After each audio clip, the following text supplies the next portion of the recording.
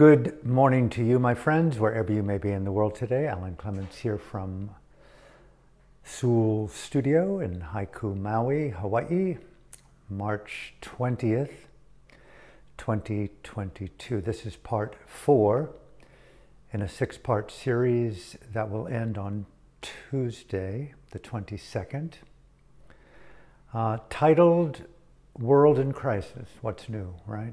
World in crisis, all degrees of proximity to that crisis.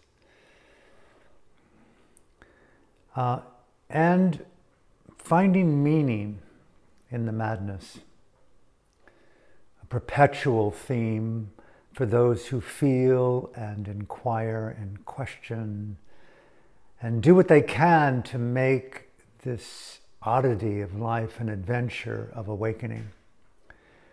I've been speaking about the power of language and communication the last several days. Linguistic ability, auditory aesthetics, the artfulness of interactive communion, a very intimate word for me, more than communication. And invigorating that primordial force of spirit in each of us to actualize the inherent dream and integrity of the soul of your own spirit, so to speak. Finding one's voice, empowering more intimately and courageously the feeling body of one's dignity, one's integrity, one's love of artistry through the senses. Actualizing the vision of your own finest aspirations. And that type of actualization and sculpting, needless to say, is a lifelong process. We inhabit so many different identities, personalities, and relationships throughout this brief moment in so-called time. It's both phantasmagorical, it's terrifying, it can be liberating, it can be denigrating. The full spectrum of behavior and thought and speech and encounter and reaction exists in this great, invenerating, liberating, sacred terror that the Buddhists call samsara. The totality of all experience, all conditions, plus that in what we know and what we don't know included in this samsara. And here we are, born, breathing, walking, talking, conditioned. And we look up at night for those rare beings that take a moment to ponder random thoughts and philosophies on being, and we see what?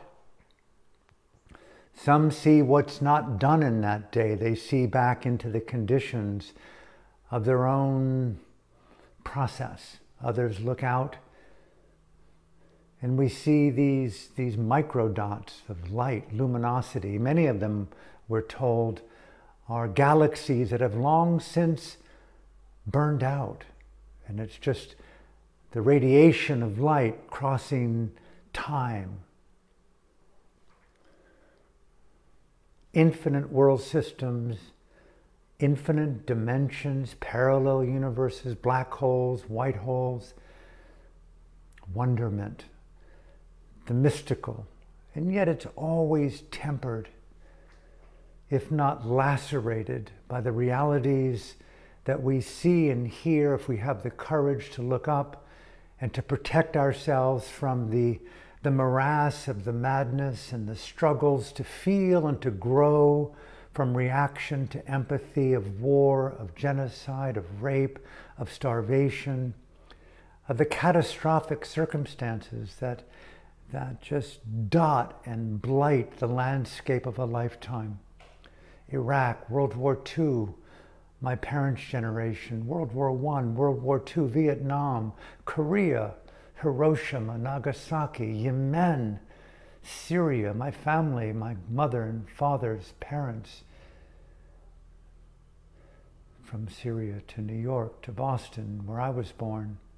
Random thoughts on being, keeping alive the poetry, the philosophy, the psychology, the dharma, the yoga, the artistry of what really matters. Giving ourselves liberty to ponder, to dream. It taken me years to fulfill the vision of tears and uncertainty and just the inherent vulnerability of growing into life. The more insight, the more wisdom, the more freedom. For me, the more uncertainty. Every minute, every hour, every day, navigating relationships with loved ones, with those who have betrayed us. Righteousness and narcissism, the psychology of pathology, medical conditions. How often we hear today, more and more so in my life as I emerge into the rebirthing pattern of a death and a birth and a death and a birth and a death and a rebirth, and no longer a life as I've known it to be here in this spectrum of a lifetime here on earth. An illness, a struggle, an unexpected cancer, unusual symptoms, inability to walk and talk and move and think in the ways that we once knew, constantly being challenged by the biological, the cosmological, the existential circumstances of conditions. Call it karma. The fulfillment of conditions based upon previous actions and intentions, circling back around from time immemorial, only to come full center on the template, the theater stage of present time phenomena. A toothache, an aneurysm, a heart attack, a stroke, the win of a lottery, falling in love, a birth, a child, a book, a dream, the spectrum of beneficial and complex. Traveling India back in the day, how often I would see things that were magnificent. And then I found that the real learning for me was in the eyes and in the context of people. Looking into the eyes of those who've been born into circumstances of wealth and beauty and magnificence and jewels and makeup and earrings and saris and the eloquence of posture and poise, and yet there on the streets of Varanasi, in Calcutta, in Bodh Gaya, in Delhi, you look at the child, you look at the man, you look at the uncle, the grandparent. There they are, deformed by the circumstances, the curvatures of God and the devil, karma, who knows why, right? And yet there they are, and there you are, and you're meeting in this shared space of openness and heart. And there's something beyond tears in the communion of life, seeing life. And you assess, why them, not me? You can walk on. They can't move. And they ask you, please, a few paisa. You have everything. I have nothing. Allow me to be fed today. And you do what you can to offer something, right? We've all been there. We'll all be there. But that child, that grandparent, and you, the thinnest veil of separation between I and other. The Iranians, the Iraqians, the Ukrainians, the Russians, my friends, and people I don't even know who are political prisoners right now. You want to use the word languishing behind the iron bars, alone in a prison cell, stark, away from family and friends and clean water and food and preparation and makeup and music and dance and love and excitement, and just even looking forward to an evening of play, of touch, of intimacy. No, they only have the memory of their life, right? They only have the circumstances of their present time presence in the confines of a prison cell, stark, naked, dirty, putrid in its denial of grace. And you're just so much in reliance to your interiority on how well you occupy the palace of this prison. I think some often, my friend Aung San Suu Kyi, people ask me all the time, is she under house arrest? Where is she under house arrest? Is she imprisoned? Do we really know? Why did she really abandon the Rohingyas? Is it propaganda? And what about all your other friends there? How are they? And it's a very large, complex topic. And beyond the right and wrong, the truth and the fiction, I sometimes imagine, my friends, especially to Aung San Suu Kyi, what she thinks, how she feels, what she reflects upon, how she moves. No phone, no flat screens, no newspapers, no confidants, no visitors, just alone in the memory of her life. I know when I've meditated and I've been alone, we're all alone in a certain kind of way, and having to make peace and come more to terms with your life, your decisions, your choices, your feelings, how well you've kept the home of consciousness awakened with the light and the aromas of Dharma beauty. Your own personal poetry, your own theater, your own aesthetics, your own neglect, your own regrets, listening through the unexpected silences of betrayal and isolation, in her case, incarceration, a nation imprisoned, a nation of 53 million hostages captured beyond their own will, and they're fighting back. And it's, yes, there's the reality of that news, but the psychology of what promotes that on this little green-blue sphere, moving through time and eternity around a sunball in a universe, in a galaxy of dimensions, samsara. How can you not ponder when you look out at the sky of your own soul and heart, wonder, who am I? What can I do? Random thoughts on being made real by exploring what? What's really important to you today, Alan, to actualize? How well do you live in the posture of your dignity, your integrity, your compassion, your empathy? How well do you play and develop your own qualities of Dhamma literacy, your own colors on the palette of your own consciousness? How well do you play in empathy? How well do you occupy compassion and not turn away? How often do you just kind of idly by as you drive and walk and sit and meditate, and it's a meandering of forgetfulness? Of course it's natural, right? All states are natural, but are they right to your integrity? Are they right to your aspiration? I'm embarking yet again, after these books now have been completed, on a beautiful expression of my film, Raw War. I want to bring it forth. A beautiful film on the Dharma. 7 parts of spoken word poetry and performance and play and spontaneity. The culmination of my entire life. Everything's the culmination, right? Don't get so melodramatic. Be simple. I want a simple stage set. I want to tell a story of intersecting stories.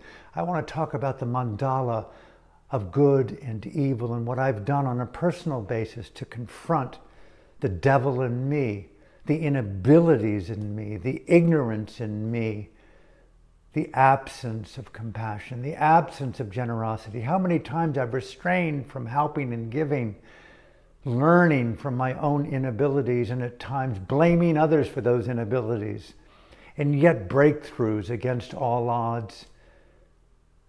The intuitions that have led me from here to there, right? Appreciating the mapping, the fear, the adventure, going barefoot on the asphalt of uncertainty, traveling the world and looking and feeling and listening, meditation, yoga and meditation, psychotherapy and psychedelics, emotionality. Coming to the end today. Thank you for bearing with this random Sunday rant on just thoughts on being. You know, many years ago, I was invited to do a book which led to the title Instinct for Freedom, taken from Professor Noam Chomsky. That we all have the appetites of different instincts to sleep and procreate, and all the ways in which we do feel the necessities to be awake and to sleep. The instinct for freedom, inherent in the psyche of God and you and me, perhaps in animals and butterflies, all beings, even the people that we don't like.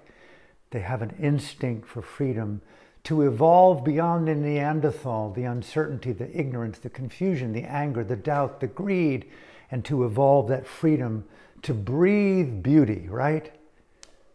I do believe that we're in a benevolent universe, and we're given this God power to co-sculpt from the existential terrain, if you will, the inherent seeds of diamondness, the radiance of consciousness, and perhaps through that exploration, that mystical sculpting out of the soil, the ground, the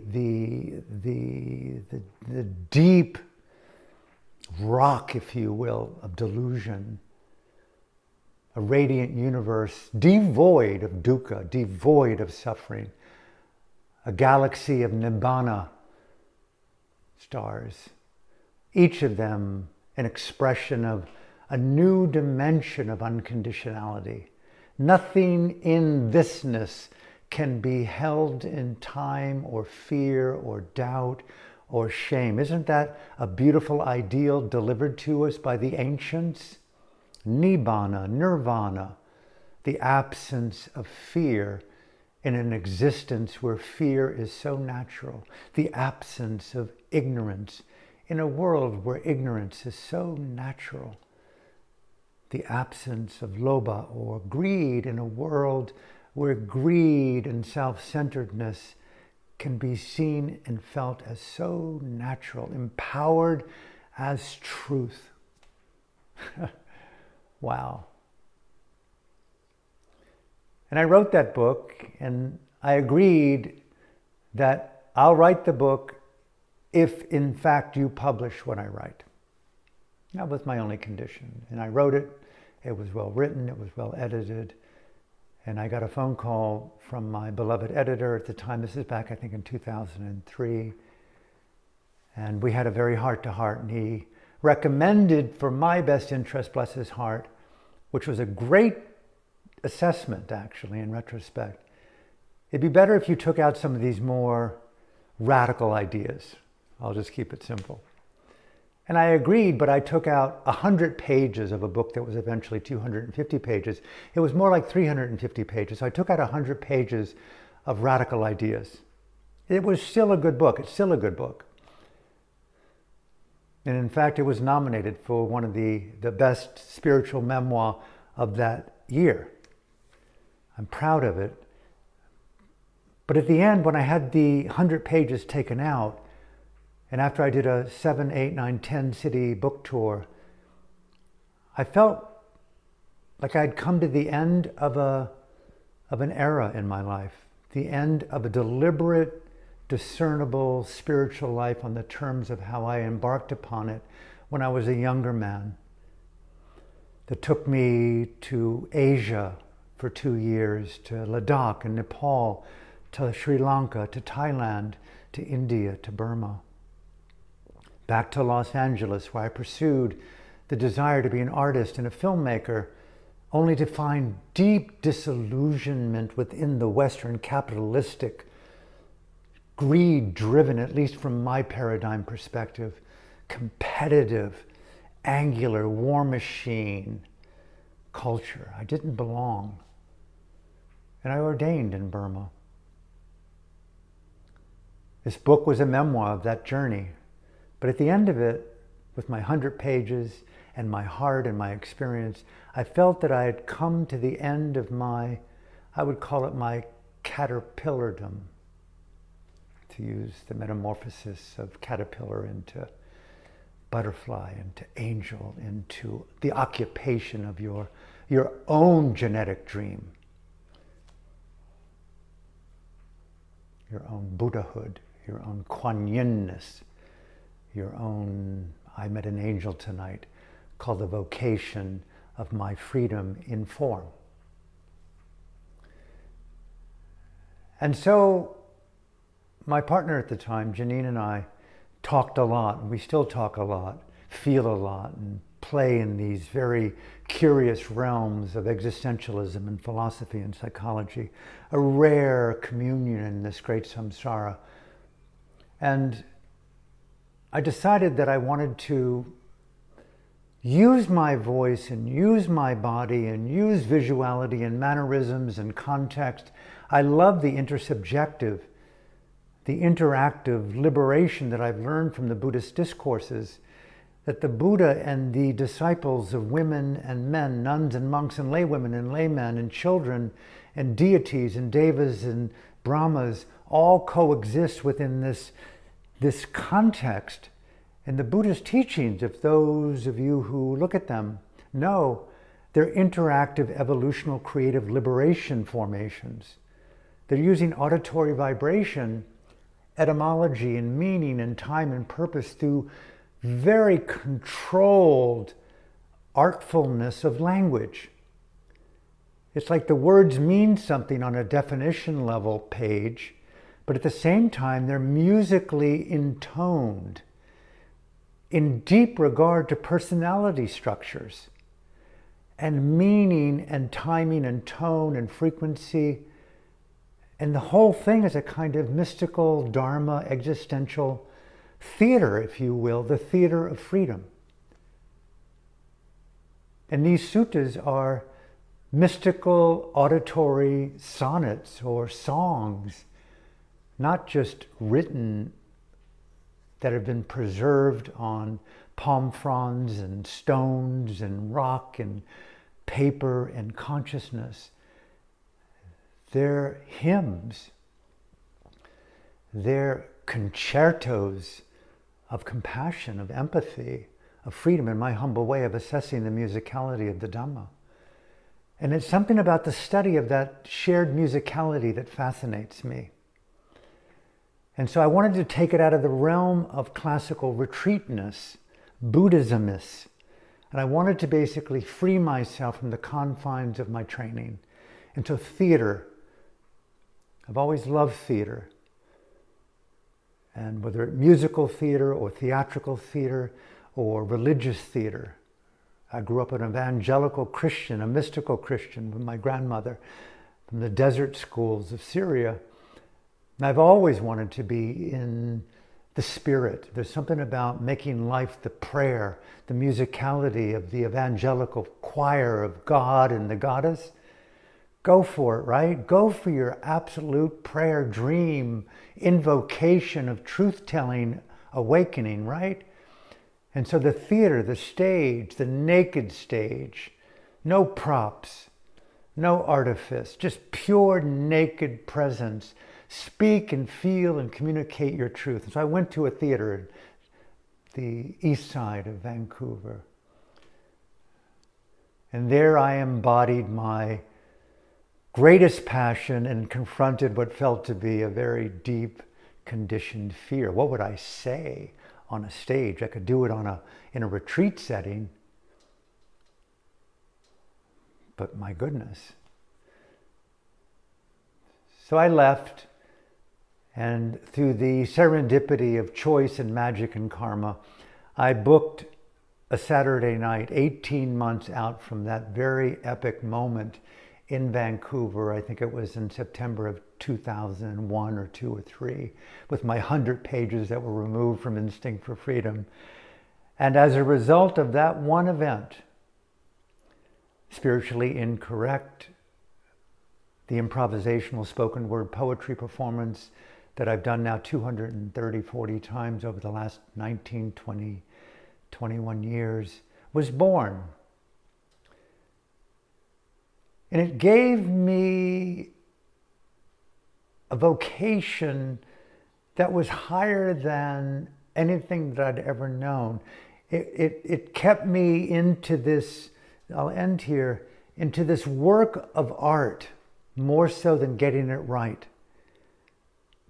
Art to me represents a lifetime of conscious, creative, risk-taking, evolutional engagement in your own consciousness, creating expressions on the form of your chosen art, whether it be captured in auditory vibration as a recording or in film or both, or on paper and poetry.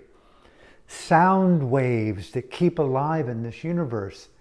Freedom and love and compassion and goodness and curiosity and questioning and wonderment. And the empowerment of the human flaw and frailty, uncertainty, growing from our mistakes, learning from the philosophies of others and the psychologies of others, and being determined enough not to be co-opted, to give our own vocation, our own voice, our own creative uniqueness away. Participants in life, random thoughts on being. And here I am today, here we are today, March 22nd, 2022, in my friend Tom Sewell's sacred property in Haiku, Maui, in his exquisite studio. And I'm remembering as I end today, feeling a little vulnerable, uncertain, curious, changes that are in the works, but feeling, changing rhythms, going with the tide, the currents, creating a beautiful series of spoken word, I hope, prayers in this film called Raw War, a cinematic mandala, a hymn of liberation, a video memoir, a cry, a scream, a poem, a playful pause, a Hamlet, to be or not to be, to live or to die, to tell stories to help keep alive the dream. And I remember with Tom, way back in the day, he and his wife came to my first show here on the island, post removal of my 100 pages from Instinct for Freedom, when in that theater in Vancouver I decided to do an anti-performance with the one thought in mind. What would I say if I were wired to the world for 90 minutes? What would I share to my fellow inhabitants? That was the muse for me. And rather than rehearsing what I would say, knowing and memorizing what I would say, I wanted to be in free-flow existential tantra. I wanted to make love and communion with the audience and me simultaneously. And so it was improvisational freedom, more so than trying to comedically or satirically entertain and document that 90 minutes in routine, memorized riffs. I didn't want to atrophy into success based upon professionality in the industry.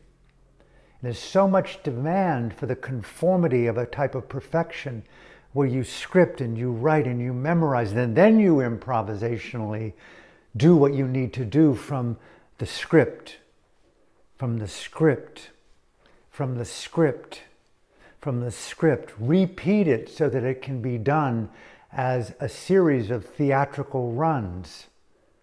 then we know as a producer what we're buying.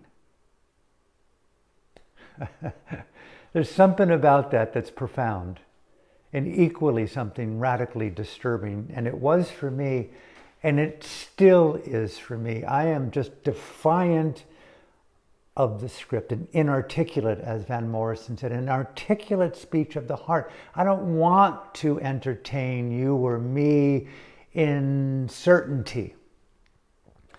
I'd rather play in the spontaneity of a kind of mysterious authenticity of shared sculpting based on principles and value.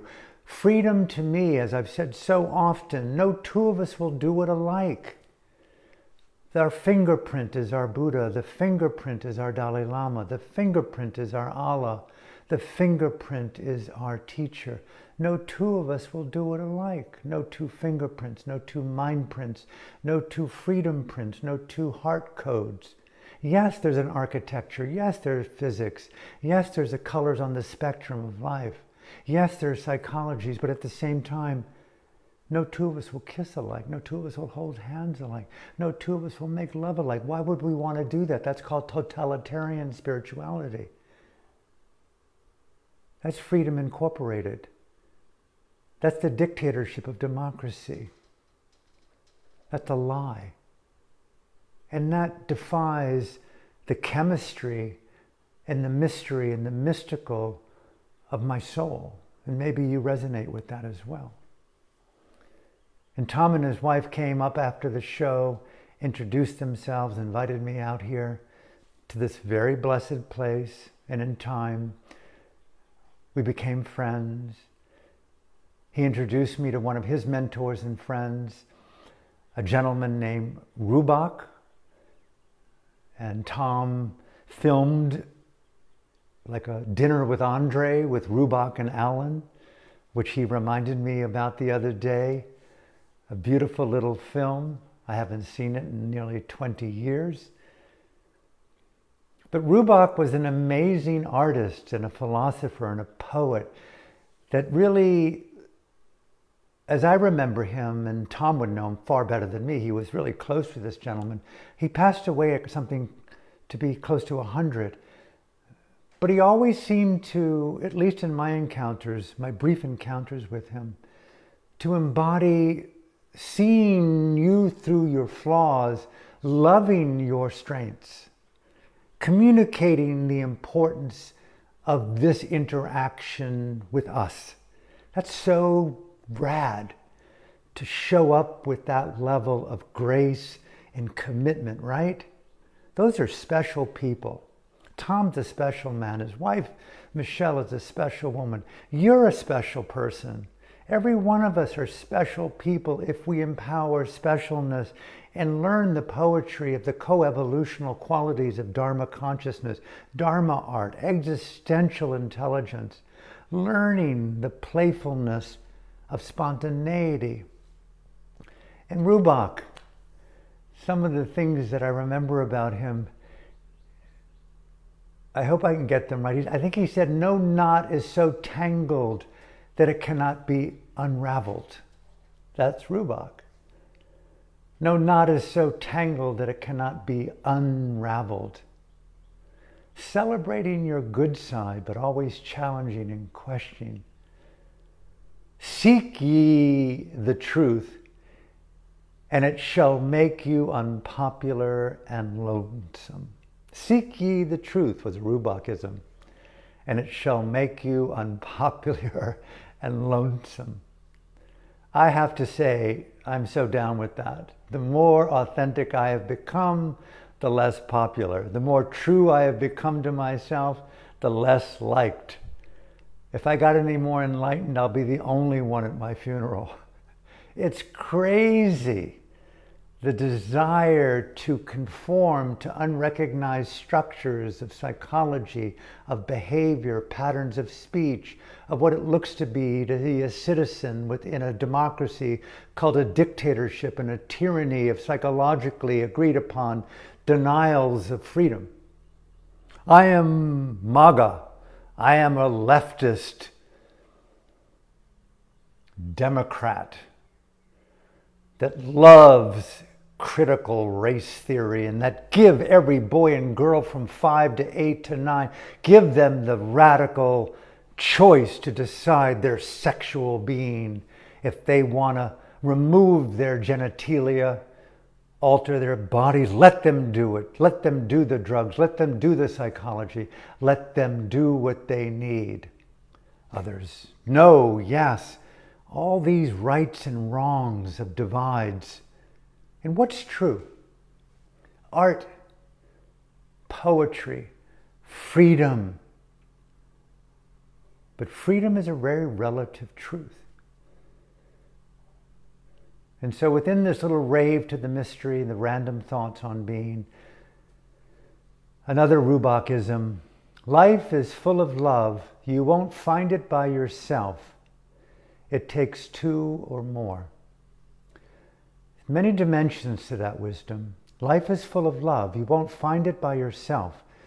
It takes two or more. It really points to what led me to theater, what led me to love, is that I can't do it on my own. That's life.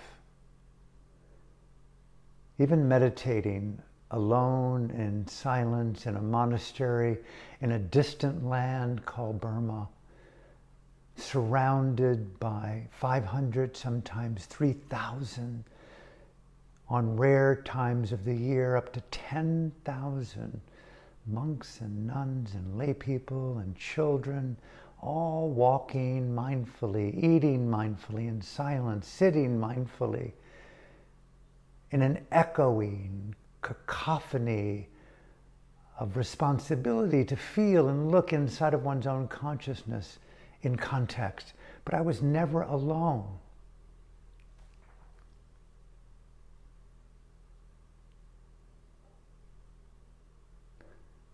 The art of interrelated awakening, the poetry of that, the musicality of that, and sadly today, the world in crisis, we see the images, we hear the screams of nations of Ukraine, of Russia, the distant anguish of Syria,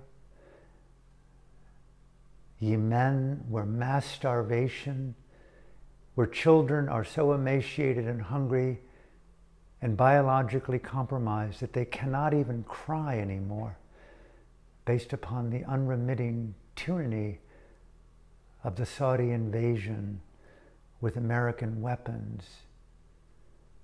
And if we were to hear the cries from Hiroshima, from Auschwitz, from Ukraine,